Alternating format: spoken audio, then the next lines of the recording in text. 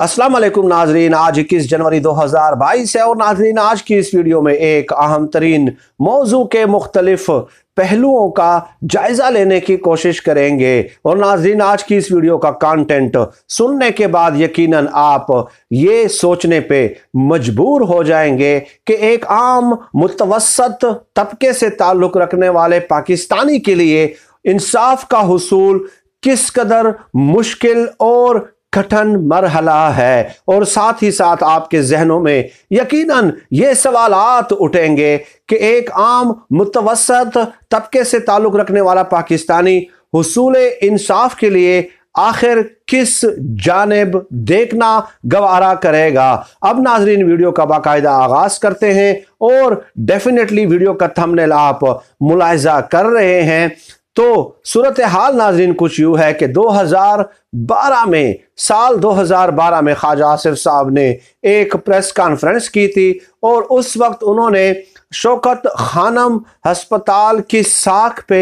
सवालात उठाए थे। और ख्वाजा आसिफ साहब ने ये इल्ज़ामात इमरान खान साहब की ज़ात पे बराह रास्त लगाए थे कि शौकत खानम मेमोरियल हस्पताल का जो ऑडिट है वो बाकायदगी से नहीं होता और इमरान खान साहब उसके फंड्स में जो है हेर फेर करते रहते हैं। गोया इमरान खान साहब या किसी भी सतह और किसी भी लेवल पे शौकत खानम हस्पताल के लिए जो ज़कात जमा होती है, जो अतियात जमा होते हैं, जो सदकात जमा होते हैं, जो फंड्स शौकत खानम हस्पताल को जो ना रिसीव होता है, मौसूल होता है, वसूल होता है। तो ख्वाजा आसिफ साहब ने 2012 में ये इल्ज़ाम लगाया था, प्रेस कॉन्फ्रेंस की थी, बाकायदा बहुत तवील प्रेस कॉन्फ्रेंस की थी कि इमरान खान साहब उनका ऑडिट नहीं होने देते और उनके जो फंड्स हैं शौकत खानम के उसमें वो गबन करते रहते हैं। चुनाचे उसी प्रेस कॉन्फ्रेंस में ख्वाजा आसिफ साहब ने इमरान खान साहब के लिए डबल शाह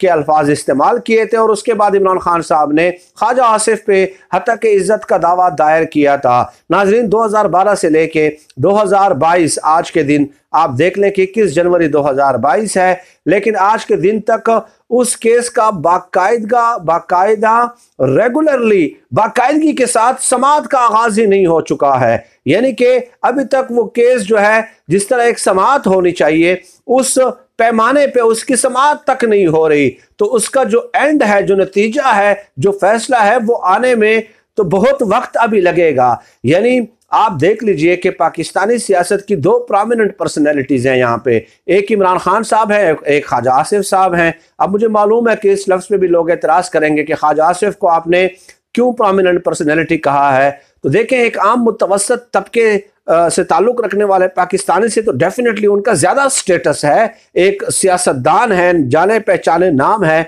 तो इमरान खान साहब भी जब 2012 में थे, गो के वो हुकूमत में नहीं थे, लेकिन अपोजिशन बड़े मुतहर्रिक और फाल तरीके से अपोजिशन का किरदार अदा कर रहे थे। तो इतनी बड़ी पर्सनैलिटीज़ के केस का फैसला अगर 10 सालों में नहीं होता तो आम पाकिस्तानी का क्या हाल होगा। खैर नाज़रीन अब आगे चलते हैं।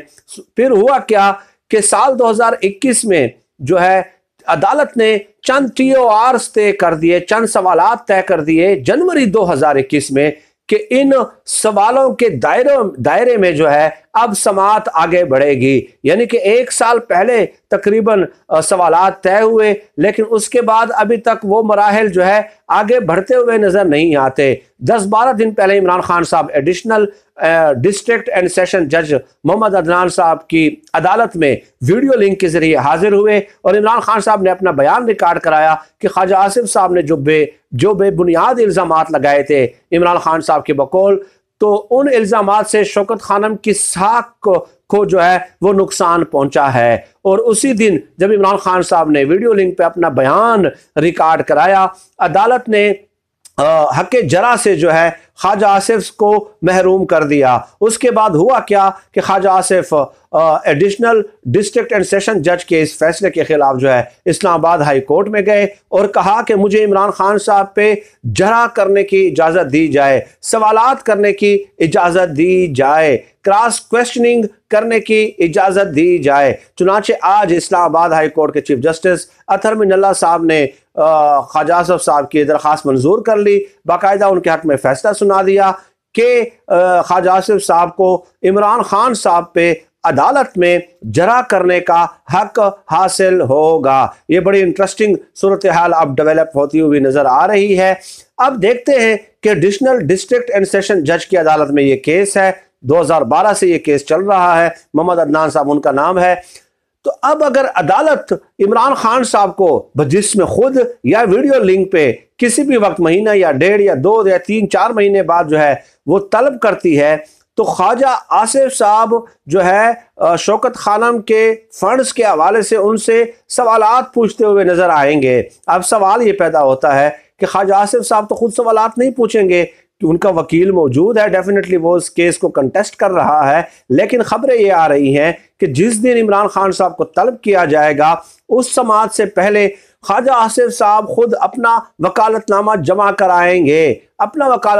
कराएंगे, ताकि ख्वाजा आसिफ साहब खुद इमरान खान साहब से बराह रास्त शौकत खानम के फंड्स के हवाले से सवालात पूछ सकें। लेकिन अब देखते हैं कि ये सूरत हाल कब डेवलप होती है, क्योंकि जो पूरी इंट्रोडक्शन मैंने आपके सामने आज की इस वीडियो में पेश की है उससे तो यही वाज़ेह होता है कि अभी 9-10 सालों में बुनियादी तौर पे जो मुकदमे का बाकायदा आगाज है वो ही नहीं हुआ है। तो अब इमरान खान साहब को अगर तलब किया जाता है, ख्वाजा आसिफ साहब उनसे सवालात पूछते हैं, तो it will be a new turning point in the political history of Pakistan कि क्या सिचुएशन उस वक्त इमर्ज होती है। लेकिन उसके लिए मुझे ज़ाती तौर पे ये लगता है कि काफ़ी अरसा जो है इंतज़ार करना पड़ेगा, क्योंकि अब 9-10 सालों से जो ये केस डिले हुआ है, कभी इमरान खान साहब नहीं होते थे, कभी इमरान खान साहब का वकील नहीं होता था, कभी ख्वाजा आसिफ साहब नहीं होते थे, कभी ख्वाजा आसिफ साहब का वकील नहीं होता था, कभी जज साहब रुखसती पे होते थे। तो ये तमाम तर चीज़ें जो है ये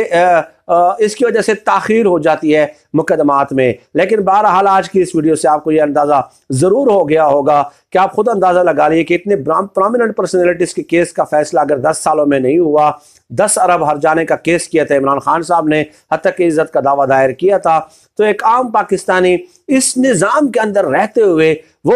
उसूल इंसाफ के लिए किस जानिब देखेंगे कि जब अभी सिटिंग